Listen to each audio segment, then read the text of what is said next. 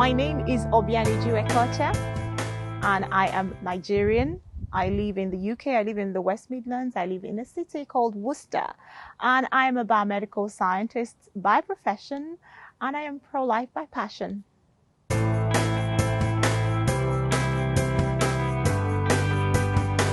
So a couple of years ago, I was not involved in the pro-life movement at all. This was, I think, maybe seven or 8 years ago.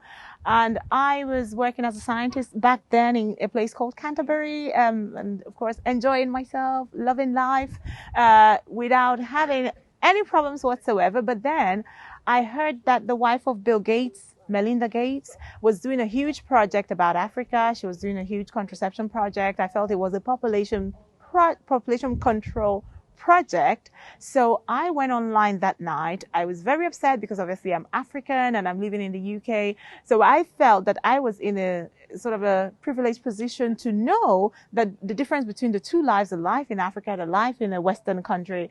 And I started writing a response to her project.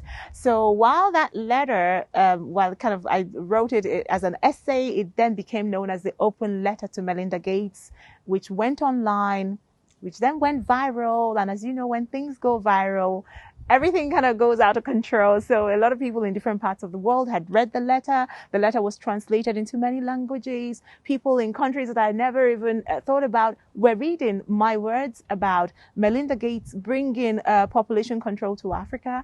So people started asking me about it. People started reaching out to me. I started speaking more. I started studying more. I started going to the United Nations to hear more, not just about Melinda Gates and the project she was doing, but to hear more about what people like her, wealthy people in the West, wealthy Western nations, what they are doing at the United Nations and how they're relating to the African countries. So I kind of joined that conversation to be there, to give an African voice to things, to kind of make people understand where the Africans stand on issues like abortion, like contraception, even like population control. So that's how I got involved. And since then, I haven't stopped. I've been speaking just from one letter that went viral.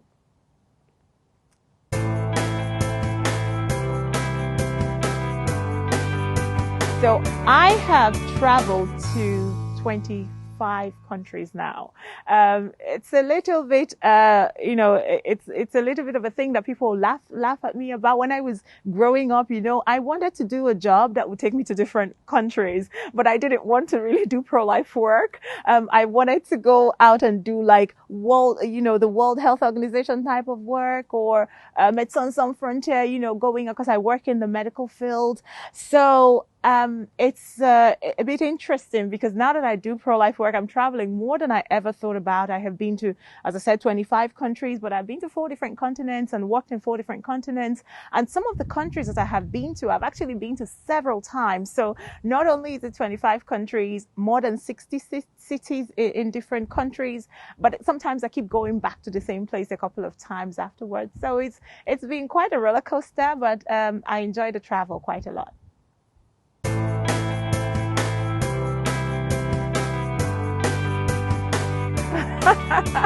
Okay, so I love cats, but I also love dogs. So don't take it out of me. I love cats and dogs, but I don't even have any now. When I was growing up in Nigeria, at one point in time, I had a cat that I loved very much. Then at another time, I had a dog that I loved very much. So yeah, I can't make a decision between the two. I love cats and I love dogs.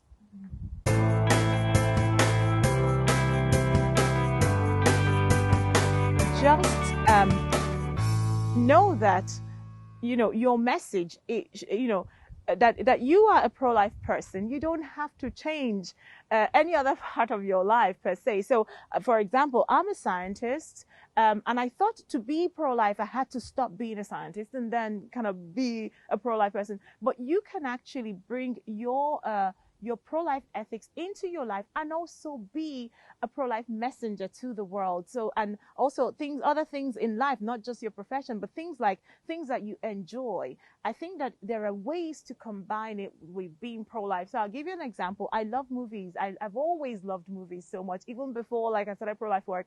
I love movies. I love the theater. I love watching stage productions, but it hasn't stopped me being pro-life. So don't be afraid to enjoy, all the beautiful things about life. If it's fashion that you love, if it's music, if it's, catering, whatever it is that makes you very happy in life, food, parties, there is a way of still being pro-life and still enjoying the most beautiful and wonderful things about life. Because I think being pro-life is also about bringing joy to people, right? When you say people don't have abortions and things like that, you're actually telling people to get a much more beautiful life. A woman should keep her baby because having an abortion destroys joy.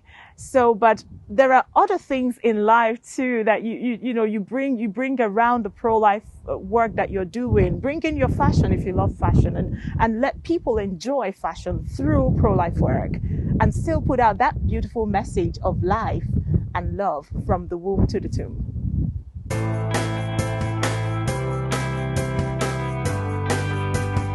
So I have a pro-life hero that a lot of people haven't heard of, but her name is Mary Wagner. And this is a Canadian young woman. She's in her 40s now. And Mary Wagner has gone to prison for being pro-life several times over. In fact, she just came out of prison like 3 or 4 days ago. She's Canadian. She is in Canada. And the one little thing that I might have to kind of break here, this will be breaking news, is that I'm actually writing a book now about Mary and other people like her, people who have suffered for the pro-life movement to the point of even like going to prison and things like that. So Mary's my great hero, my pro-life hero, and I love her so much.